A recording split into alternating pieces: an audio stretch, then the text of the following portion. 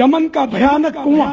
ایک حاجی صاحب نے کسی دیانت دار شخص کے پاس مکہ مکرمہ زادہ اللہ شرفا و تعظیمہ میں 1000 دینار بطور امانت رکھوائے۔ مناسک حج کی ادائیگی کے بعد مکہ المکرمہ زادہ اللہ شرفا و تعظیمہ واپسی پر معلوم ہوا کہ وہ شخص جس کو امانت رکھوائی تھی فوت ہو چکا ہے۔ مرحوم کے گھر والوں سے امانت کی معلومات کی تو انہوں نے لا علمی کا اظہار کیا۔ ایک ولی اللہ نے حاجی سے فرمایا آدھی رات کے وقت بیر زمزم کے قریب اس شخص کا نام لے کر پکارو، اگر جنتی ہوا تو انشاءاللہ عز و جل جواب دے گا۔ چنانچہ وہ حاجی صاحب گئے اور زمزم شریف کے کنویں میں آواز دی مگر جواب نہ ملا۔ اس نے جب اس بزرگ کو بتایا تو انہوں نے پڑھا انا للہ و انا الیہ راجعون، پھر فرمایا خوف ہے کہ وہ شخص جہنمی ہو، ملک یمن پہنچو، وہاں برہوت نام کا ایک کنواں ہے، آدھی رات کے وقت اس میں جھانک کر اس آدمی کا نام لے کر پکارو، اگر جہنمی ہوا تو جواب دے گا۔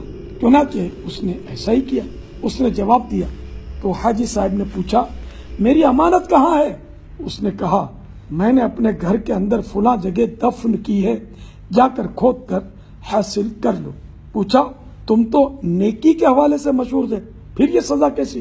اس نے کہا میری ایک غریب بہن تھی، میں نے اس کو چھوڑ دیا تھا، اس پر شفقت نہیں کرتا تھا، اللہ تعالیٰ نے بہن سے قطع تعلق یعنی رشتہ توڑنے کی مجھے یہ سزا دی ہے۔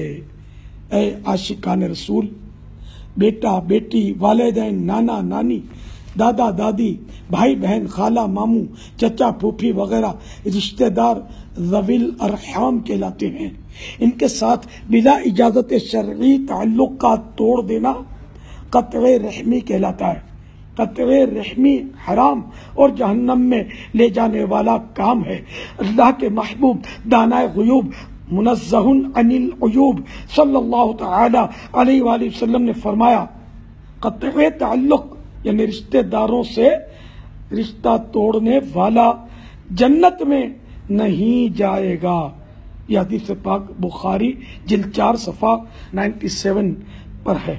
مدنی چینل دیکھتے رہیے۔ صلو علی الحبیب صلی اللہ تعالی علی محمد۔